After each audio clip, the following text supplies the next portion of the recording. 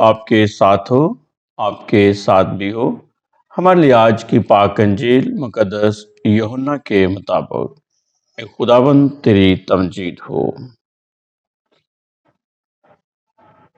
اسی روز ہفتہ کے پہلے دن شام کے وقت جب اس جگہ کے دروازے جہاں شاگرد جمع ہوئے تھے یہودیوں کے خوف سے بند تھے، یسوع آ کر بیچ میں کھڑا ہو گیا اور ان سے کہا، تمہیں سلامتی حاصل ہو، اور یہ کہہ کر اپنے ہاتھوں اور پسلی کو انہیں دکھایا۔ پس شاگرد خداوند کو دیکھ کر خوش ہوئے، اور یسوع نے پھر ان سے کہا، تمہیں سلامتی حاصل ہو۔ جس طرح باپ نے مجھے بھیجا ہے، میں بھی اسی طرح تمہیں بھیجتا ہوں۔ اس نے یہ کہہ کر ان پر پھونکا اور کہا کہ تم روح القدس لو۔ جن کے گناہ تم معاف کرو ان کے معاف کیے جائیں گے، جن کے گناہ تم قائم رکھو ان کے قائم رکھے گئے ہیں۔ پاک انجیل کے وسیلے سے ہم سب کے گناہ معاف کیے جائیں۔ اے مسیح تیری ستائش ہو۔ گڈ مارننگ پیارے بھائیوں اور بہنوں اور پیارے ناظرین۔ آج پاکماں غلیسیہ بڑی شادمانی کے ساتھ، بڑی شکر گزاری کے ساتھ اور بڑی امید کے ساتھ امید کا جشن عید پینتیکوست یعنی روح القدس کے نزول کی عید مناتی ہے۔ آج کی عید تاریخ کے ایک یادگار، عظیم الشان اور شاندار واقعہ کے متعلق ہے، جسے نزول روح القدس یا عید پینتیکوست کہا جاتا ہے۔ عید پینتیکوست بنیادی طور پر پرانے عہد نامے کی عید ہے، جو عید پاشکا کے بعد آنے والے 7ویں اتوار کو منائی جاتی ہے۔ اسے ہفتوں کی عید کے طور پر بھی جانا جاتا ہے۔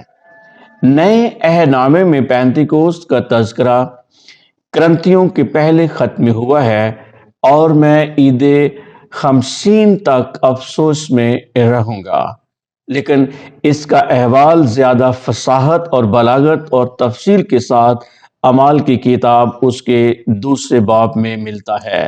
لیکن جب روح القدس تم پر نازل ہوگا تو تم قوت پاؤ گے، اور یروشلم اور سارے یہودیہ اور سامریہ بلکہ زمین کی انتہا تک میرے گواہ ہوگے۔ ان حوالہ جات میں اس بات پر زور دیا گیا ہے کہ خدا اپنے لوگوں کو اپنے روح القدس کے وسیلے قوت عطا کرتا انہیں یسوع المسیح کی گواہی دینے کے قابل بناتا ہے۔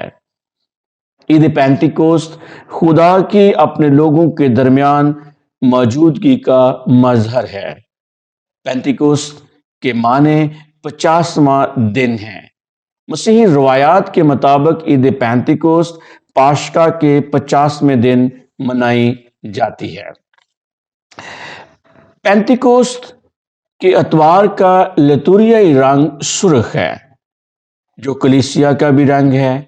سرخ رنگ پینتیکوست کے شعلوں کی علامت اور یسوع المسیح کے اولین شاگردوں اور رسولوں کا بھی نشان ہے، جو بالا خانے میں موجود تھے اور دنیا بھر میں انجیل کی گواہی دینے کی خاطر خدا سے طاقت اور جرأت حاصل کرنے کے لیے اکٹھے ہوئے تھے۔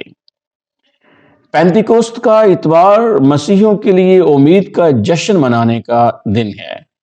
یہ امید اس روحانی علم سے ملتی ہے کہ خدا اپنے پاک روح کے ساتھ اپنے لوگوں کے ساتھ موجود ہے۔ یہ روحانی تجدید اور ایمانی تازگی کا جشن ہے۔ پینتیکوست اس حقیقت کا غماز ہے کہ خدا اپنے لوگوں کے ذریعے اپنے منصوبہ نجات کو جاری رکھتا ہے۔ پیارے بھائیوں اور بہنوں، پینتیکوست اور بابل کا برج۔ پینتیکوست اور بابل کے برج کی تعمیر کے خیال اور آرزو میں ایک خوبصورت اور واضح تضاد ہے۔ پینتیکوست کے واقعہ میں جب روح القدس شاگردوں پر آگ کے شعلوں کی صورت میں نازل ہوا تو وہ نو بنو زبانیں بولنے لگے، مگر ہر کوئی یہی سمجھتا تھا کہ دوسرا شخص میری ہی بولی بول رہا ہے۔ روح القدس نے شاگردوں کو روحانی اور لسانی طور پر ایک بنا دیا۔ وہ تمام لوگ جو پاک روح کی قیادت میں ایک خدا کا خاندان بن گئے تھے۔ اس کے برعکس آسمان تک برج بنانے کا سوچنے والوں کے تمام خواب کرچی کرچی ہو گئے۔ خداوند نے ان کی زبان میں اختلاف ڈال دیا، حالانکہ ساری زمین کی ایک ہی زبان تھی، مگر زبان میں اختلاف اتنا گہرا اور وسیع تھا کہ کوئی بھی دوسرے کی بات سمجھنے سے قاصر تھا۔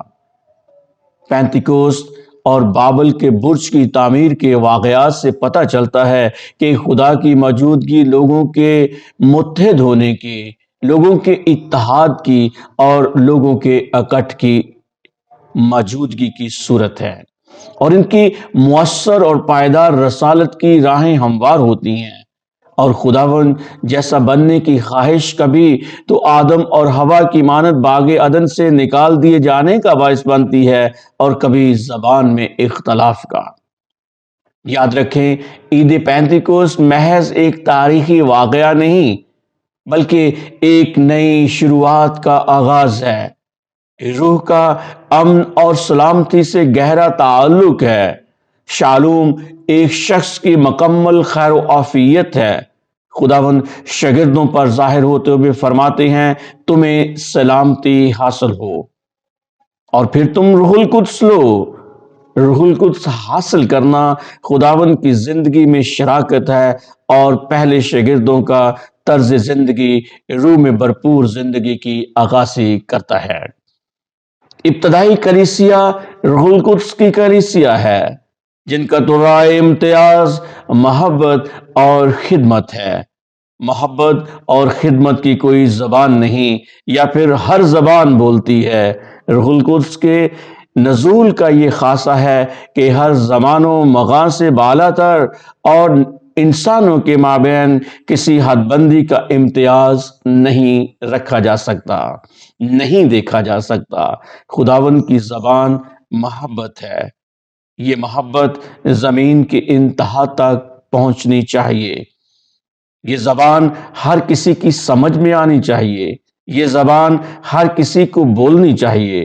روح القدس کے لوگ محبت میں غرق ہو کر اپنی زندگی بسر کرتے ہیں۔ پاک روح ایک جماعت پر اترا ہے، اور وہ جماعت جو بلائی گئی ہے، اور یہ جماعت آپس میں ایسے باہم ہے کہ ایک عضو اگر الگ ہو جائے تو اس میں زندگی نہ رہے، اور پاک روح اس جماعت کے ہر عضو میں ایسے اترتا ہے کہ چمن کے پھولوں کی طرح ہر فرد مہکنے لگتا ہے۔ روح القدس کی کوئی بھی عطا جماعت میں فرد واحد کے لیے نہیں، بلکہ جماعت کی تعمیر و بقا کے لیے ہوتی ہے۔ جماعت کے لیے لازم ہے کہ اگر وہ بدن ہے تو اپنے سر سے جو اس کی پہچان ہے رابطہ رکھے اور اسی کی شناخت ہو۔ دعا ہے کہ خداوند کا پاک روح اپنے لوگوں کو اپنی موجودگی کا مسا دیتا رہے، اور ان میں محبت، یکجہتی، آہنگی اور اتحاد کی روح کو زندہ و جاوید رکھے۔ آمین۔